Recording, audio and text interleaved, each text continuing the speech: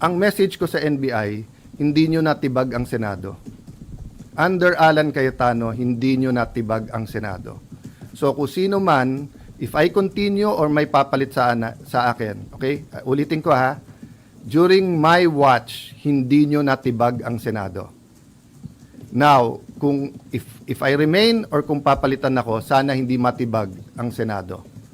The Senate is a target, di ba? Because we are the last line of defense sa pagdating ng hindi impartial na impeachment. We're the last line of defense sa budget. We're the last line of defense sa charter change. We're the last line of defense sa kung merong gustong yumurak o sumira sa ating democracy. I'm not saying we, the Senate, but leadership matters. Di ba? So, dun sa nagsasabing take responsibility, kayo pumasok dito, kayo na maril tapos kami pagre-resignin nyo. Dapat kayo mag-resign.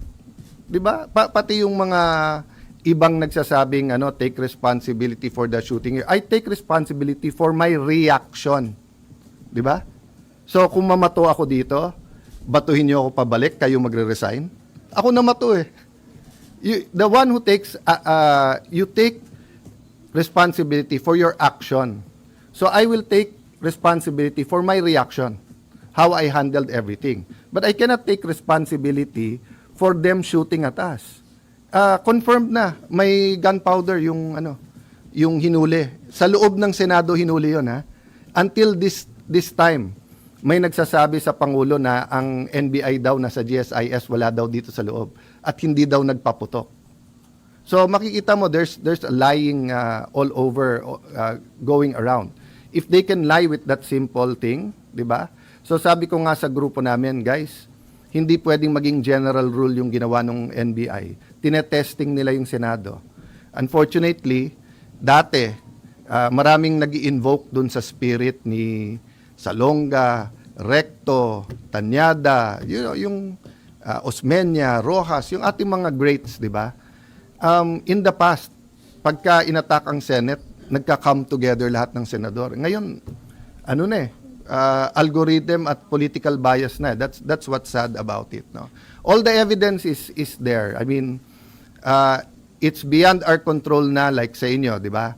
Pag dumating na sa editor, dumating na sa final, dumating sa live interviews, hindi nyo kontrolado lahat yon. Pero yung personal experience nyo at personal testimony nyo, meaning, pag tinanong kayo ng kapatid nyo, anak nyo, pag uwi nyo, ano ba talaga nangyari? Eyewitness din kayo Diba? So, yun din ang ko sa inyo. Kung eyewitness kayo and you think I did wrong, I won't take it against you for calling for the resignation. But if you're telling me na kontrolado ko yung NBI, so dun sa nagsabing scripted, di ba? Ang galing ko naman na pati NBI is under my command pala. So you won't resign, sir? There's no reason to Di ba? Many of those who are calling for my resignation are political operators dati na silang may meaning nung nasa DFA ako, resign Alan. Nung nasa Speaker's Office ako, resign Alan. Nung minority leader ako, resign Alan.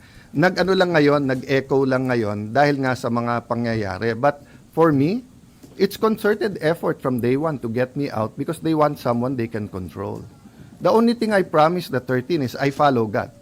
Diba? And, following God is easy if you know exactly what He's telling you to do, diba? Pero if you have 5 decisions to make and all of them are godly decisions, hindi madali mag-discern na ano ba dapat gawin. So, for example, as long as I tell the truth, that's godly, diba? But do I extend a friendly hand in friendship? Diba? Do I tell everyone, let's work together? Or do I pound the table muna para alam nilang hindi pwedeng ganito yung Senate? Those are everyday decisions that needs wisdom. And I'm not claiming to have all the wisdom, di ba?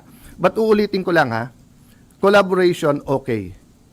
Pero yung sunod-sunod kami sa inyo at hawak nyo kami sa liig, hindi pwede yun. Collaboration, our government needs collaboration. The 3 great branches of government, judiciary, executive, have to work together. Senate, House, we have to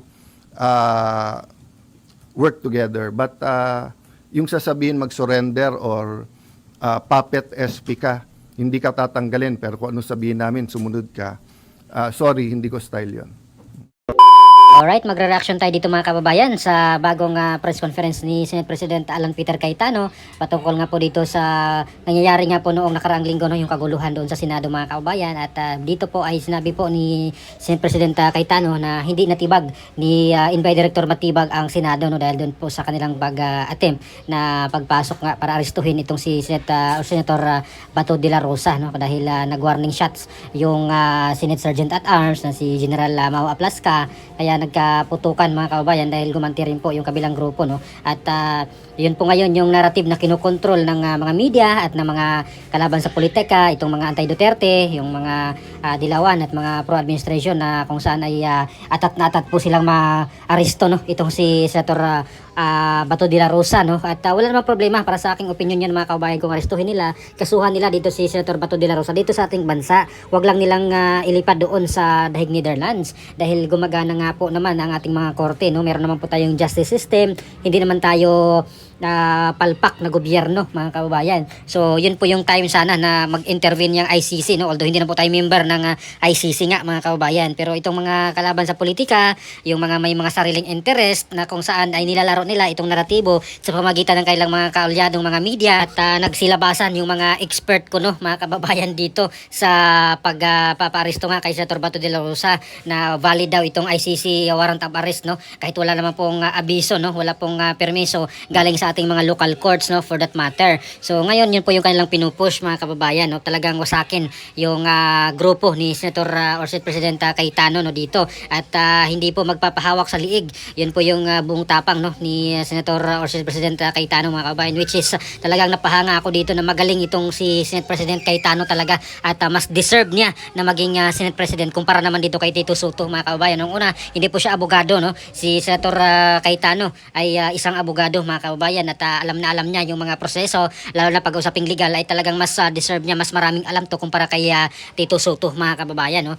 At yun po yung isa sa mga kinatakot siguro nila na pag mabalik yung Senate Blue Ribbon Committee investigation at papunta kay Senator Marcoleta ay yan po yung gusto nilang harangan mga kababayan, kaya pilit nilang alisin or palitan na naman itong si Senate President Cayetano mga kababayan at para makontrol no, or para mahawakan ulit nila yung control ng Senado at eventually hindi na po talaga ito mabuhay pang uli yung investigation ng flood control mga kababayan na ilang buwan din po nilang inupuan at hindi talaga nila inaksyonan mga kababayan, hindi nila pinapatawag yung iba pang mga involved no dito sa mga corruption na ito sa flood control mga kababayan. At ngayon ay napalitan na yung leadership ni Soto at nabuhayan muli mga kababayan, lalo na po yung mga gusto talagang matapos na itong investigation no, ng flood control corruption at may makulong na mga big fish talaga itong mga congressman at itong may senador man na involved dito sa mga flood control na ito na corruption ay dapat talaga mapanagot mga kababayan. Hindi lang yung sinasabi nilang mapanagot lahat na sinasabi nila nagrarally yung mga anti-Duterte na panagutin lahat, pero hindi naman po nila binabatikos talaga yung mga personalidad na pinangalanan na nakatanggap ng mga malimaleta. Pero yung kanilang tinatarget lamang po si VP Sara, yung 125 million lang na confidential funds, yun lang po yung kanilang bukang bibig no, kasama itong mga media. Pero yung mga totoong magnanakaw na bilyones ay parang bulag sila mga kababayan. Kaya itong mga ordinary Pilipino ay talagang hindi na po nila mauuto mga kababayan kung sino ba talaga yung panig sa katotohanan at kung sino yung grupo na talagang gustong papanagutin itong mga involved dito sa corruption no, yung hindi nagtatakipan kasi nung nakarang leadership ng Senado talagang halatado na meron talaga silang iniiwasan mga kababayan no, na mga personalidad na baka mabanggit or makaladkad.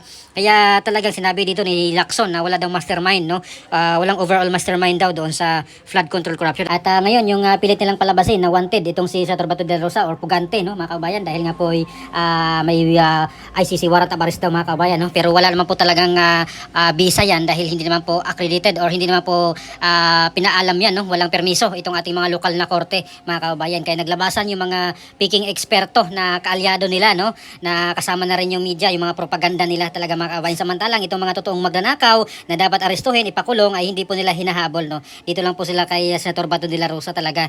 Kung tutuusin, ang laki ng ambag ni Senator Bato de la Rosa no sa kanyang serbisyo bilang pulis at sundalo ng mga panahon na nagserbisyo pa siya mga kababayan. So hindi po yan nakikita ng mga Pilipino na mga bulag sa katotohanan mga kababayan. So ano pa masasabi niyo dito mga kababayan sa press statement no ni Senate President Cayetano dito nga po sa patungkol sa NBI na hindi po natibag ni matibag itong NBI at hindi po siya magpapahawak no sa liig or hindi po siya magiging tuta kanino man no dahil pantay-pantay nga po itong sangay ng gobyerno mga kababayan no, yung executive, judiciary at legislative ay pantay-pantay po ang kapangyarihan no, equal branches po sila ng government kaya wala pong dapat na maghahawak sa kanila no at trabaho lang talaga susundin nila yung kailang mga trabaho mga kababayan based doon sa ating batas mga kababayan. So please comment down below. Maraming salamat. God bless po sa ating lahat.